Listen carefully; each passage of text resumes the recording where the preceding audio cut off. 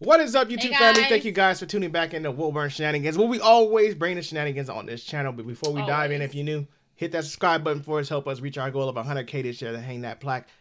Run them comments up, likes, all that good stuff. Y'all know what time it is. It's time.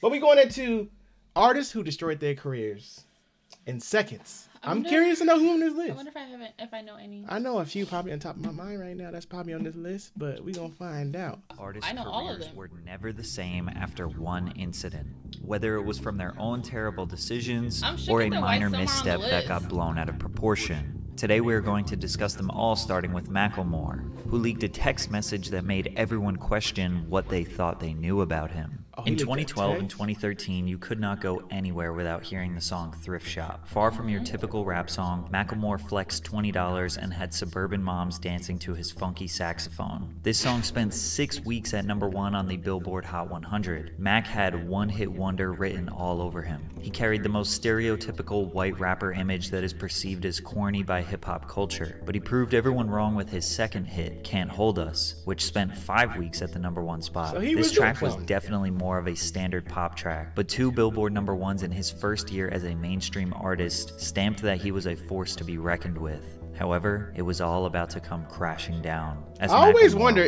what happened to him. I really did. At the 2014 Annual Grammy Awards, Macklemore was nominated in 7 categories, the biggest and most prestigious being Best Rap Album and Best Rap Song. After winning Best Rap Performance and Best New Artist, people were happy to see him win 2 Grammys. Nominated for Best Rap Song up against Drake, Kanye West, Jay-Z, it seemed unlikely Macklemore would win, but Thrift Shop was in fact the winner of Best Rap Song of 2014, securing him his 3rd Grammy of the night. But what would come next would shock the world. Up against Drake's Nothing Was the Same, Jay-Z's Magna Carta, Kendrick Lamar's Good Kid, Mad City, and Kanye West Yeezus, Macklemore had absolutely no chance of winning. Everyone was betting on Kendrick since he without a doubt had the best album of the bunch, but wouldn't be entirely surprised if it went to the other nominees. The hip-hop community was floored when Macklemore and Ryan Lewis's The Heist won Best Rap Album of the Year. The Heist couldn't be a more fitting name for this absolute robbery.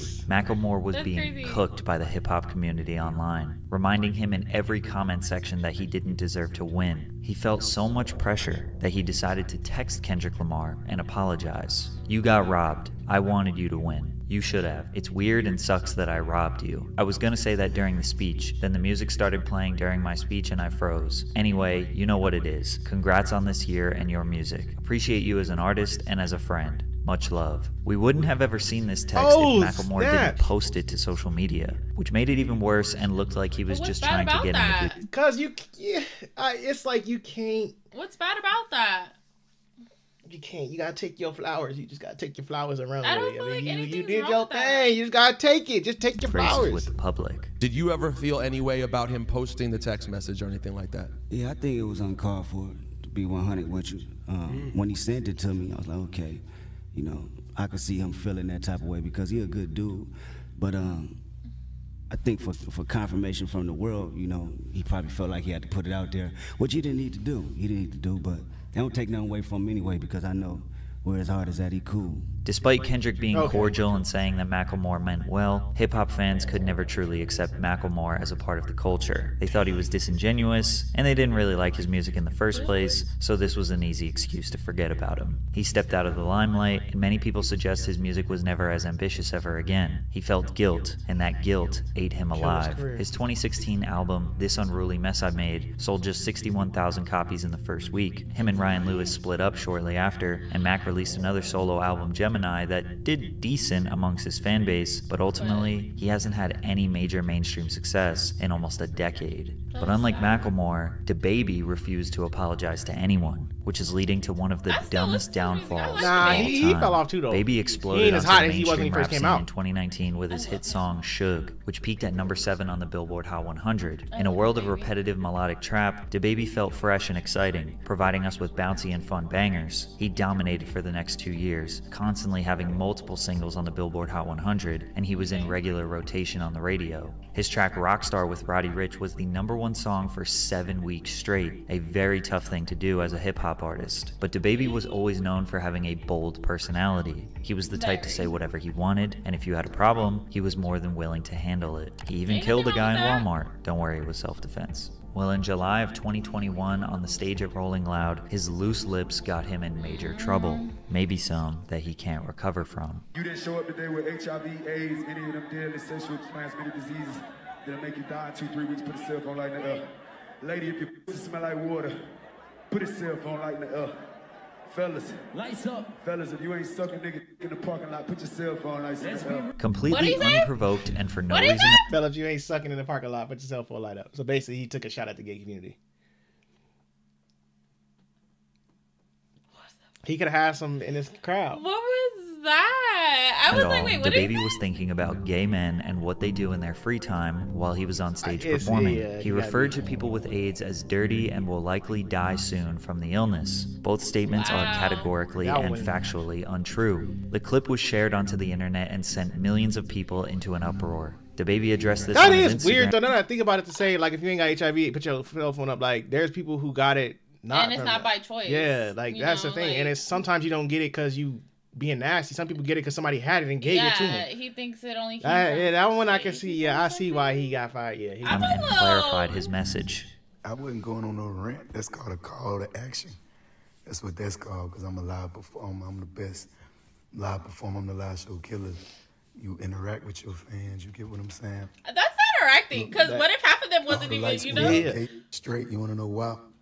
Because even my gay fans don't got fucking AIDS, stupid ass. You're doing it again. Him doubling down on his comments made everything way worse, as he clearly was very uneducated on the AIDS disease and the unfair stigmas that come with it. And although he eventually issued an apology addressing the LGBTQ community, he had made countless contradictory statements after. He tried to profit off the controversy in music videos and even kind of redacted his own apology. If I say what I say to get people to raise their cell phones and it's misinterpreted by people who watch a 5-second clip at home, you're not supposed to understand what's going on. You couldn't raise your cell phone if you wanted to, so you ain't supposed to be able to digest a clip, you know what I'm saying? A clip that the man. That's the only clip that we need. We don't need that else. I mean, I understand it, but still, that's not. He didn't leave no context after. He got kicked off every major festival. No, okay, that would make sense if there was context after he said all that. That's what I'm saying. And then they cut it, you know what I'm saying? But there was no context after that, so you can't use that to say you don't understand. Make us understand what you were trying to say. 2021 that he was supposed to perform at, and even when he did perform, he was booed and had garbage thrown at him. Really? A-list celebrities and fellow collaborators condemned him, but the controversy continued. He got into fights, tormented and broke down the mother of his child on Instagram, tried to kiss one of his fans without consent. DaBaby was not trying to save face. You talking about HIV and AIDS, you out here kissing strangers. His ticket sales plummeted, which resorted to him offering buy one get one free deals to fill out the venues. About that. One that report alleged real? that he only sold 500 tickets to a venue that holds 14,000 people, and he claims to have lost $30 million because of the controversy. Like what were the a week or two after, $30 million that I would have had before the ball dropped 2021. So this happened rolling out what, July? Dang, so he dropped the bag on the schedule before. That's December crazy. 31st. All he had to say was, put your hands in the air if you just don't care, and all of this could have been avoided. But if you think what DaBaby said was bad, you'll be horrified by what CeeLo Green said. CeeLo was on this list? I'm so disappointed because I really loved DaBaby. He do got bars. I loved him. I find him to be very good looking at that. I can't believe CeeLo was on this list. But wow, he did all that. He was. That's a lot. I think what made it worse for him is because he did it at his concert, right? And in that, when he was on the bed in the cell phone, he kept going. I think if he would have did it at the concert and left it at concert, I feel apologized, like then he'd have been all right. It could have probably worked. But the fact that he had that video and then you apologize after that, they like, man, ain't no genuine apology. Well, let's see what CeeLo got going on. I didn't know CeeLo had something going on.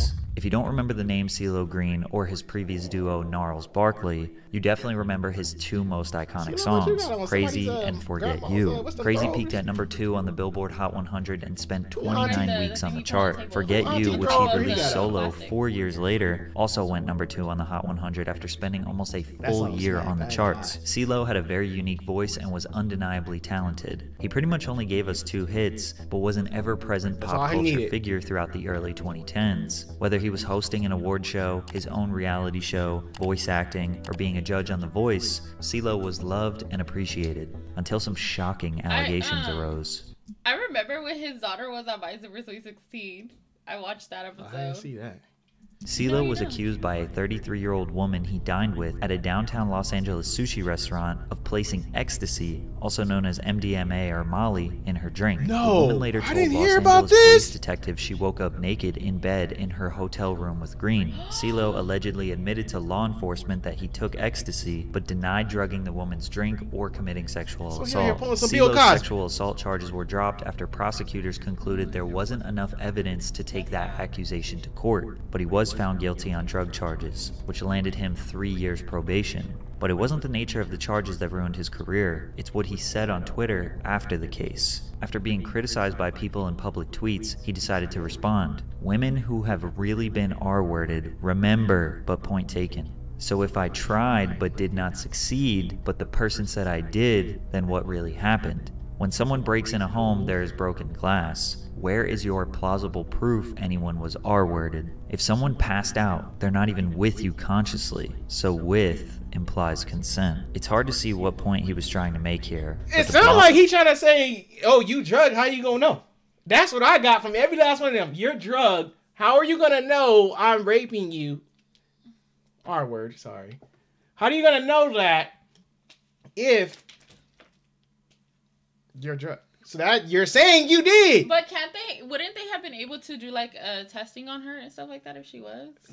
Like to show that she had that in her system? I mean, he probably paid her off. Dogs were not holding back. They cut a check and the story if you forget. I never been a big fan of him anyway. It isn't rape if the victim is unconscious. After these tweets, his reputation was destroyed. He lost all of his live performance bookings. He quit The Voice to avoid being fired. His TV show was canceled, and he basically disappeared from the pop culture zeitgeist, pretty much surviving off royalties and small film roles here and there. But I guess him and I are friends now. Yo, Pat, what's up, man? If I'm being honest, that's he responded to him. The last time I seen him was like a week ago. He went in a club, with a horse. Oh, he still got some money there. You can walk in the club with a horse. No, wait. He rode the horse in the club and fell on his ass. Hey, he fell so hard. He still got some money there. If you can pull up at the club with a horse, you still got some money. Why are you doing that? I'm assuming that your friends call you Pat. My friends do call me Pat, so. And, that's my friends. I consider myself to be one of your friends. That sounds creepy. I consider myself to be one of your friends. The next person on our list lost her career from something that was totally out of her control. In fact, it may have even been a setup. Janet Jackson is a woman who needs no introduction. She is the youngest of the 9 iconic Jackson family siblings. Although she was not a part of the original Jackson 5, she would go on to have a massive solo music career. Jackson signed the first of 2 record-breaking multi-million-dollar contracts with Virgin Records, establishing her as one of the highest-paid artists in the industry. She was named by Billboard magazine in the 90s as the second most successful recording artist of the decade in the United States after Mariah Carey. Over 100 million records sold, 10 Billboard #1 songs, 27 top 10 hits. She is easily the most successful artist on this list, which is why her downfall is even more tragic.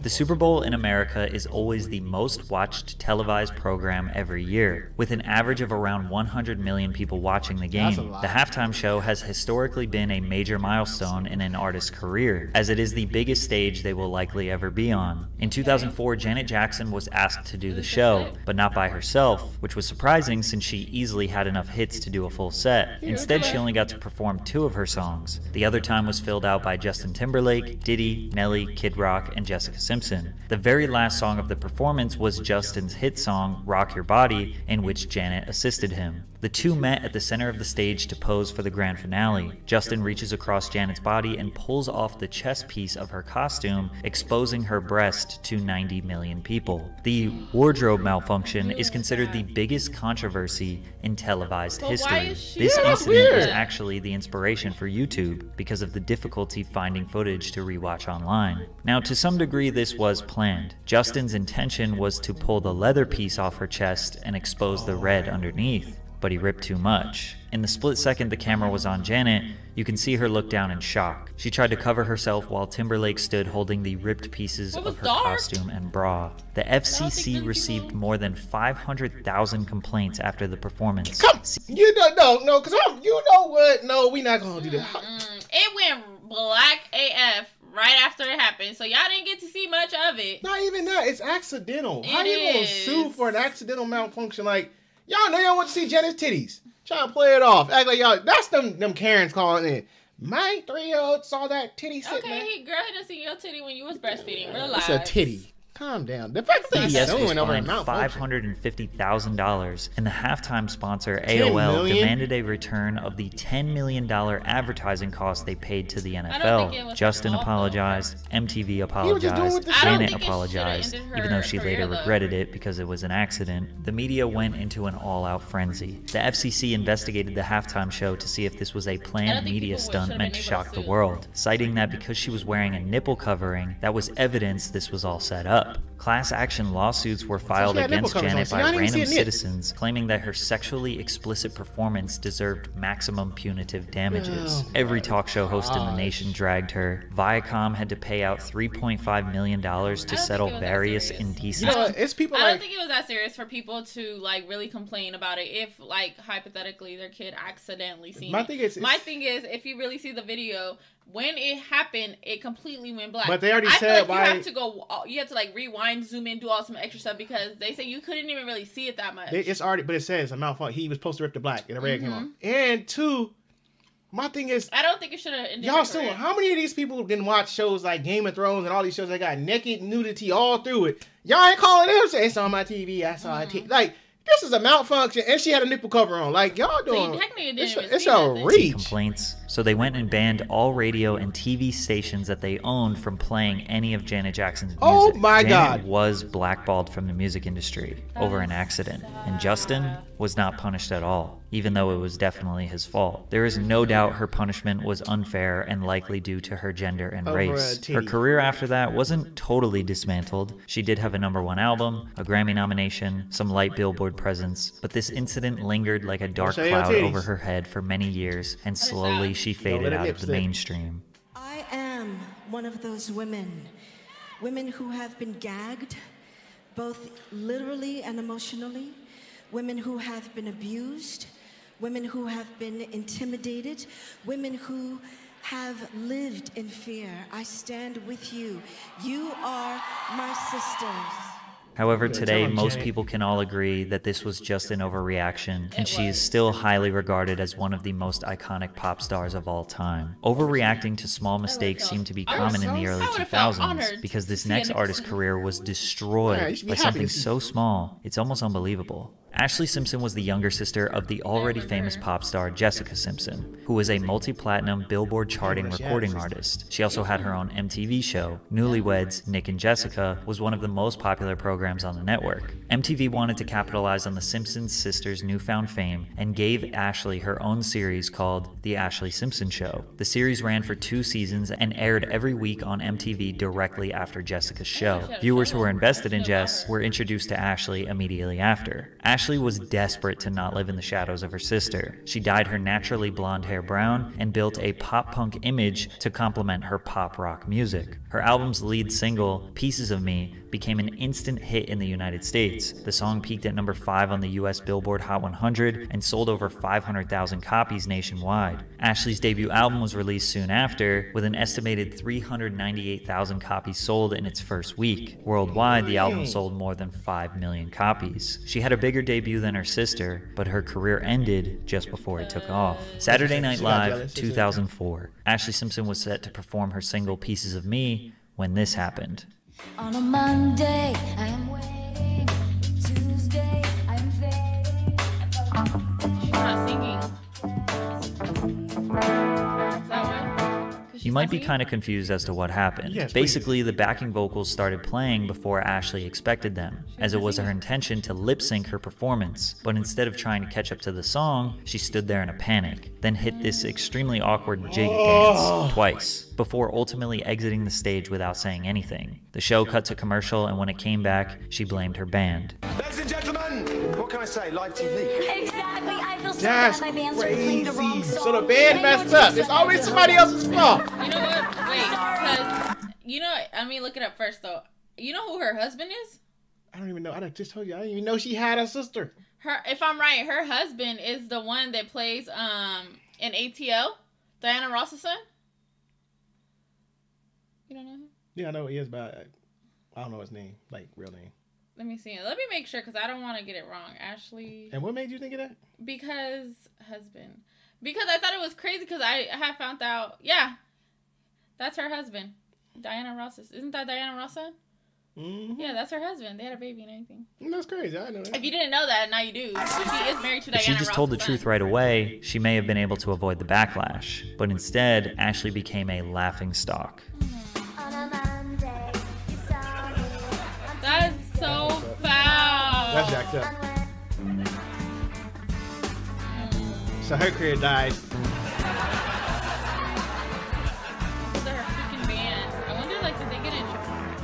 You know who that is.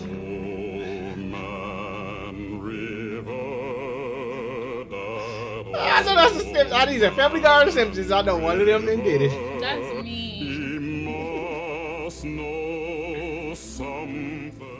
Even news anchors poked fun at her. Sister's performance on Saturday Night Live was, well, out of sync, you could say.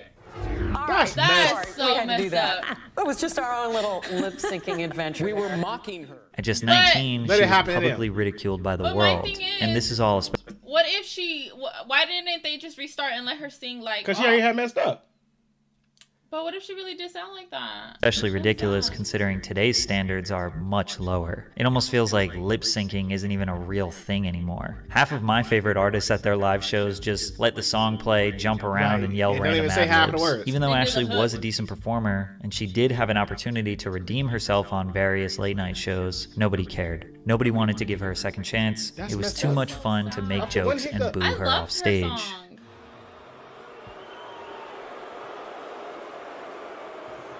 Dang.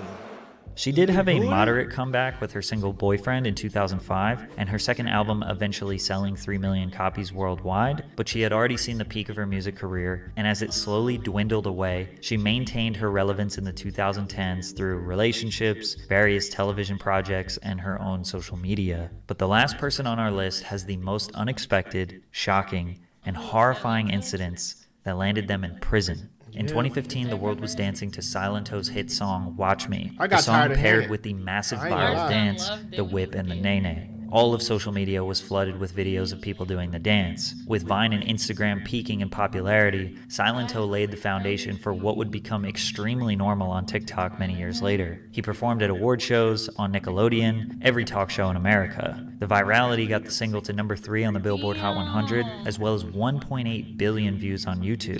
Today, the record is 6 times platinum. Unfortunately, hip-hop dance tracks have a history of being impossible to outdo, because for every one that becomes culturally iconic, there are hundreds of cheesy failed attempts to recreate the moment. Silento waited 3 years to drop his album fresh out of high school, which failed to generate any buzz, and his second album went almost totally unnoticed. But before you could fully count him out, he made a decision that officially ended his career. On January 21st, 2021, the 23-year-old rapper was arrested for the murder of his cousin, 34-year-old Frederick Rooks, after a shooting in DeKalb County, Georgia. Police said officers found Rooks suffering from multiple gunshot wounds at a home off of Deep Shoals Circle. He was pronounced dead at the scene. Investigators did not have a suspect at the time. Responding officers were able to obtain video from the security cameras of multiple residents and later identified Hawk, or Silento, as the gunman. Silento was arrested February 1st, 2021, and then later indicted by a Georgia grand jury on 4 felonies: 1 count of malice murder, 1 count of felony murder, aggravated assault, and gun possession during the commission of a felony. As of now, the court has deemed Silento unfit for the safety of the public and will remain incarcerated until further trial. Since the trial has not started yet, we don't know how he did it, we don't know why he did it, and we don't know how long he might be in jail. But what we do know is that his career is officially over. It's crazy to find out like some of these people, because honestly, when you like going through your normal life, you be like, oh yeah, this person fell. You just say it. Like, oh, they fell. But I feel like Ashley Simpson and Janet Jackson, I feel like those were dumb. They shouldn't even be on the list. At all. But Silento, Sir, CeeLo Green. Yeah, y'all deserve to put y'all. Sadly, the baby. Macklemore, he just kind of. Maybe I kind of feel like it shouldn't have ended his career. Like, if he didn't have it, he didn't have it. Maybe, but he should have still kept it private between him and Kendrick. Yeah, that's true. I don't see why he didn't need confirmation from the world to say, oh, I wrote this to Kendrick. That's crazy. That is crazy. This is a wild one, y'all. Wow. I did not know that. I did not know this is why some of their careers ended. So that's crazy. That's a good dumb. One. It is. Some of it was dumb. It just shows you what people like. Oh, the baby. He killed his career. He just showed it that to himself. He like being in it. I said that. Oh, I didn't know if you said his name because that's your dude. So I thought you tried to leave him off the list. No, I said him sadly, but I did. But let us know what y'all thought. What's y'all opinions on this one? Do y'all think anybody don't deserve to be on this list? Let us know down below. Comment it up. But thank y'all for tuning in once again. Don't forget to like, subscribe, share, all that good stuff. See y'all in the next one. Bye, guys.